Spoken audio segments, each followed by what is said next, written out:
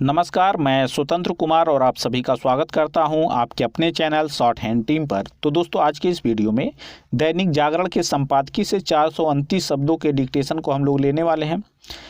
इस डिक्टेशन को हम लोग दो अलग अलग स्पीड में लेंगे। पहली बार में 70 की स्पीड में, दूसरी और आखिरी बार में इसी डिक्टेशन को हम लोग 80 की स्पीड में लेने वाले हैं। तो 70 की स्पीड में आपका डिक्टेशन स्टार्ट होगा 5 सेकेंड के बाद। तब तक के लिए आप रेडी रहें।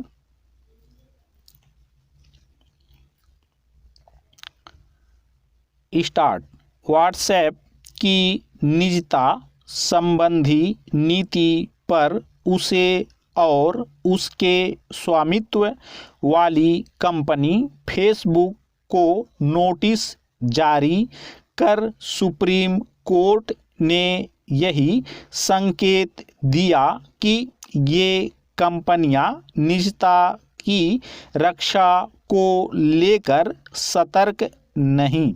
यह संकेत उसकी इस टिप्पणी से भी मिला कि आप होंगे ट्रिलियन डॉलर कंपनी के मालिक, लेकिन निजता उससे भी बड़ी है। व्हाट्सएप निजता की रक्षा के मामले में किस कदर लापरवाह है, इसका पता उसके इस जवाब से चलता है कि यदि भारत में यूरोप की तरह कानून बन जाएगा तो वह भी सतर्कता का परिचय देगा। इसका मतलब है कि कानून के अभाव में वह निजता की परवाह नहीं करेगा। ऐसे जवाब उसके मनमाने रवैये को ही प्रकट करते हैं। इस तरह की मनमानी का परिचय अन्य इंटरनेट आधारित प्लेटफॉर्म भी दे रहे हैं। इसी कारण चंद दिनों पहले सुप्रीम कोर्ट ने हिंसा और बैर भाव बढ़ाने वाली फर्जी खबरें फैलाने एवं फर्जी अकाउंट तैयार करने की सुविधा देने की शिकायत पर ट्विटर को नोटिस जारी किया। फेसबुक, ट्विटर आदि प्लेटफॉर्म भले ही यह दावा करते हों कि वे बिना किसी दुराग्रह लोगों को अपनी बात कहने का अवसर देते हैं, लेकिन सच यही है कि वे एक एजेंडे के तहत ऐसे तत्वों को संरक्षण समर्थन देते हैं जो झूठ और वैमनस्य फैलाने का काम करते हैं। इन प्लेटफॉर्म का दुरुपयोग किस आसानी से किया जा सकता है, इसका ताज़ा उदाहरण है पर्यावरण कार्यकर्ता दिशा रवि की गिरफ्तारी। यह गिरफ्तारी इस आरोप में की गई है कि दिशा रवि ने भारत को बदनाम करने और देश में हिंसा भड़काने के मकसद से एक दस्तावेज तैयार करने में मदद की। यह वही दस्तावेज है जिसे टूल किट के रूप में ग्रेटा थनबर्ग ने ट्वीट किया था। माना जाता है कि इस टूल किट के पीछे कनाडा में रह रहे खालिस्तानी हैं। दिशा रवि की गिरफ्तारी पर हंगामा मचा है, लेकिन वह इस हंगामे से बेगुनाह नहीं साबित होने वाली। यह देखना अदालत का काम है कि वह बेगुनाह है या गुनाहगार।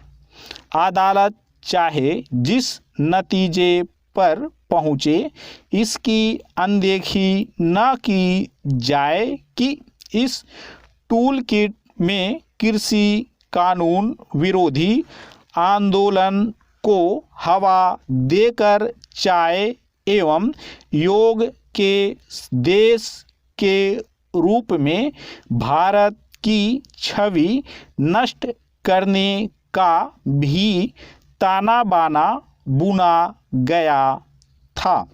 क्या ऐसा करने से पर्यावरण और किसानों के हितों की रक्षा हो जाएगी? इस सवाल से मुंह चुरा रहे लोग इससे इनकार नहीं कर सकते कि फेसबुक और ट्विटर सरीखी कंपनियां जानबूझकर विमर्श को दूषित करने और अफवाहें फैलाने का काम कर रही हैं। हालांकि उनके पास इस सब पर रोक लगाने की तकनीकी है, लेकिन वे मनमानी का परिचय देने में लगी हुई हैं। स्टॉप। दोस्तों, इसी डिक्टेशन को दूसरी बार में हम लोग 80 की स्पीड में लेंगे और आपका समय स्टार्ट होगा 5 सेकंड के बाद। तब तक के लिए आप रेडी रहें।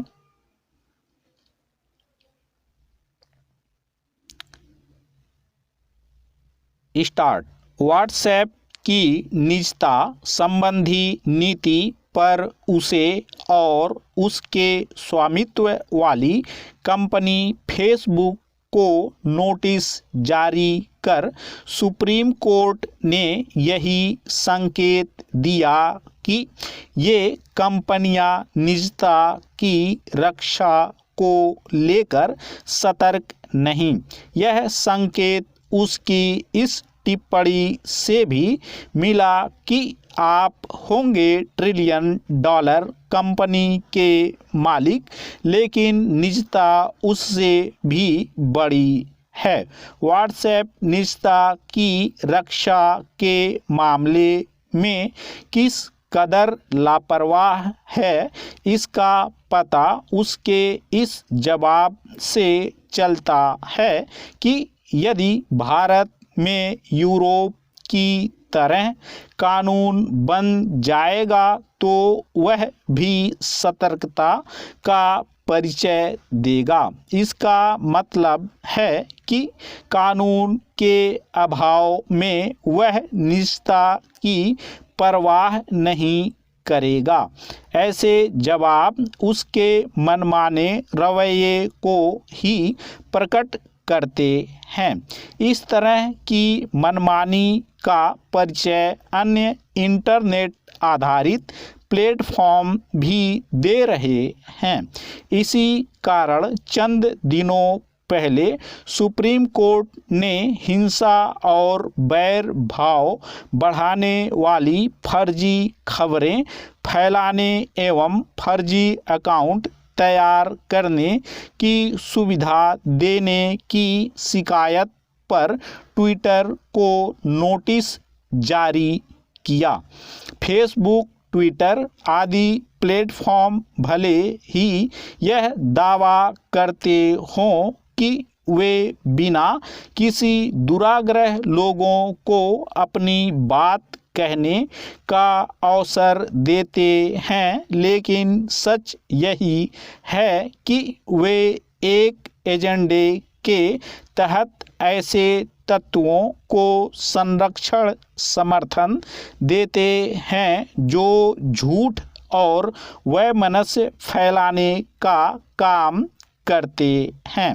इन प्लेटफॉर्म का दुरुपयोग किस आसानी से किया जा सकता है, इसका ताज़ा उदाहरण है पर्यावरण कार्यकर्ता दिशा रवि की गिरफ्तारी।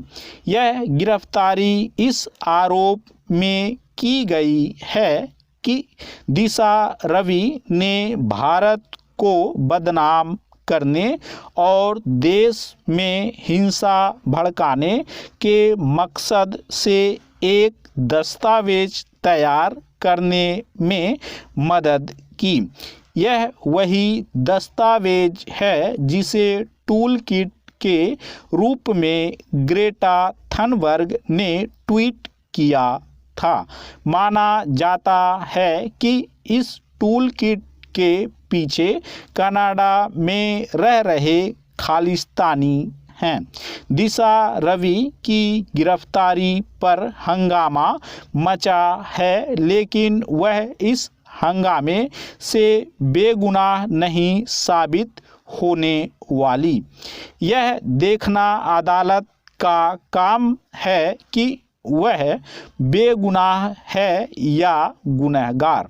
अदालत चाहे जिस नतीजे पर पहुँचे, इसकी अनदेखी न की जाए कि इस टूल किट में कृषि कानून विरोधी आंदोलन को हवा देकर चाय एवं योग के देश के रूप में भारत की छवि नष्ट करने का भी ताना बाना बुना गया था।